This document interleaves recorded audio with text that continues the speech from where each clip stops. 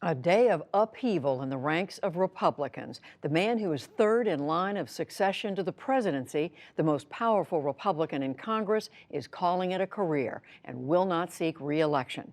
Speaker of the House Paul Ryan's decision today rippled up and down Pennsylvania Avenue and beyond. Lisa Desjardins begins our coverage. An exceedingly rare announcement. This year will be my last one as a member of the House. Speaker of the House Paul Ryan announced he is voluntarily retiring, leaving on his own terms after 2.5 years in the job. You all know that I did not seek this job. I took it reluctantly, but I have given this job everything that I have. And I have no regrets whatsoever for having accepted this responsibility. What I realize is, if I am here for one more term, my kids will only have ever known me as a weekend dad. I just can't let that happen. So I will be setting new priorities in my life, but I will also be leaving incredibly proud of what we have accomplished. Ryan and his wife Jana have 3 children, now teenagers. They were in elementary and middle school when he campaigned for the vice presidency in 2012. For Republicans, months of rumors about a Ryan retirement didn't water down the drama. Yeah, I was surprised. Paul's going to be missed. He's obviously doing it for his family. I wish him well. As did others. Senate Majority Leader Mitch McConnell. Like a true leader, Paul stepped up to the plate. He answers his colleagues' call with exactly the earnest, selfless, and focused approach that has defined his entire career in Congress. President Donald Trump called Ryan a truly good man. Well wishes aside, Ryan's decision adds a new fight for House Republicans, a highly unusual leadership fight in a tough election year. At the moment, it's a 2-person race between Ryan's top deputies, Republican leader Kevin McCarthy and Whip Steve Scalise. McCarthy is a California Republican, known for a friendship with President Trump and for a failed run at Speaker in 2015. Scalise is from a more traditional Republican state, Louisiana. He endorsed candidate Trump in the spring of 2016, and he's known for surviving last year's congressional baseball shooting.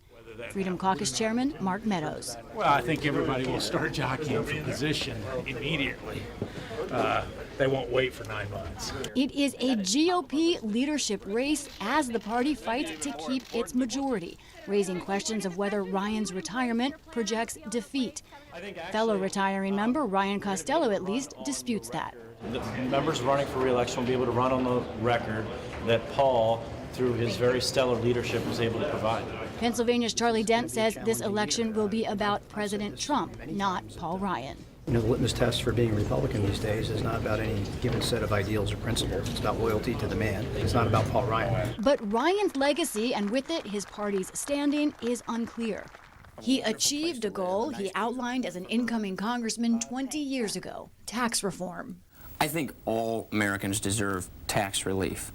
You're right, the middle class are paying the highest proportion of taxes in this country.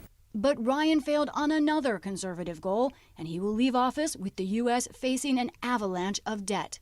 More work needs to be done, and it really is entitlements. That's where the work needs to be done, and I'm going to keep fighting for that. How he'll keep fighting out of office is not clear. Thank you very much. Sources close to Ryan say he does not yet have plans for his next job. And Lisa joins me now, along with our White House correspondent, Yamiche Alcindor.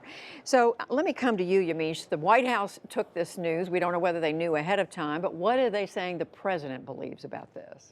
A source that I spoke to today at the White House who spoke to the president about Paul Ryan's decision said that the president is very worried that Paul Ryan's decision could mean that a wave of other Republicans, more than there are now, might also seek to retire.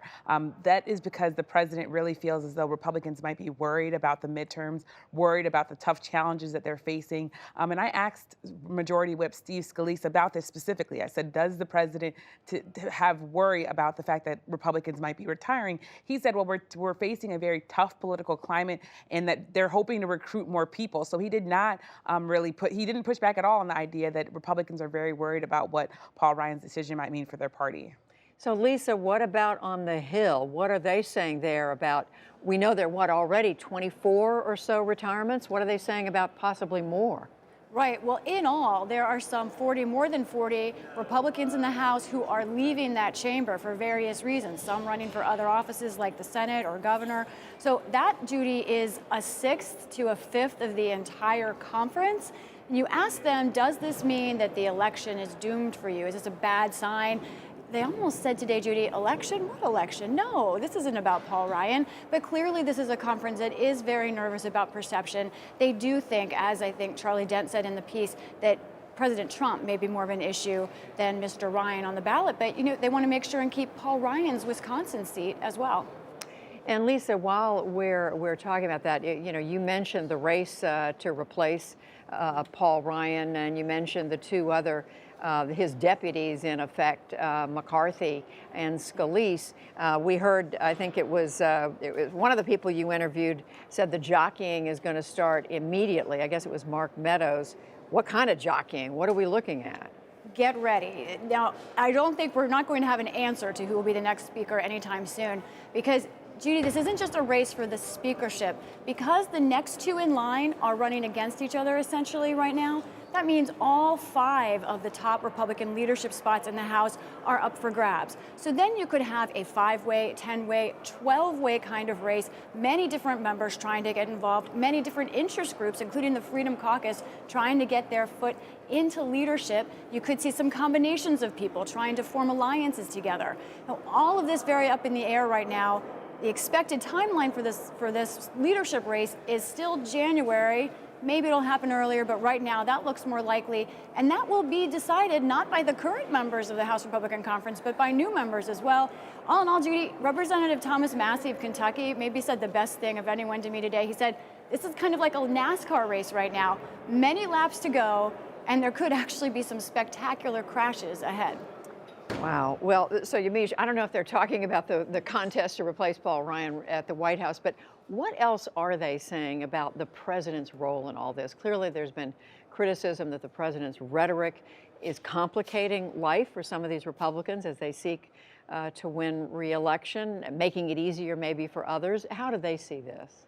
The president sees himself as an asset. I asked Sarah Huckabee Sanders, the press secretary for the White House, what the president thinks about himself, what he thinks about the idea that he might be the person that's hurting his own party's chances in these elections. And she said that he's going to be out campaigning, that he sees himself as someone who can talk about the tax bill, who can talk about ISIS, who can really make the case for Republicans. Of course, that's completely not what Republicans are saying. I was on the Hill today, and Republicans are saying they're very worried about his role. Tonight, they're going to be congressional leaders actually going to have dinner with the president at the White House at 6:30. So there's going to be a lot to talk about there, because they're going to have to talk about whether or not their legislative agenda is hurt by Paul Ryan stepping down or stepping aside. The source that I talked to at the White House said they're unsure of how President Trump's legislative agenda is going to go forward with Paul Ryan not seeking re-election. They aren't sure that it's going to hurt them, but they don't know if it's going to help.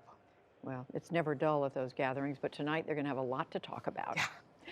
Yamiche Alcindor reporting, and our own Lisa Desjardins. Thank you both.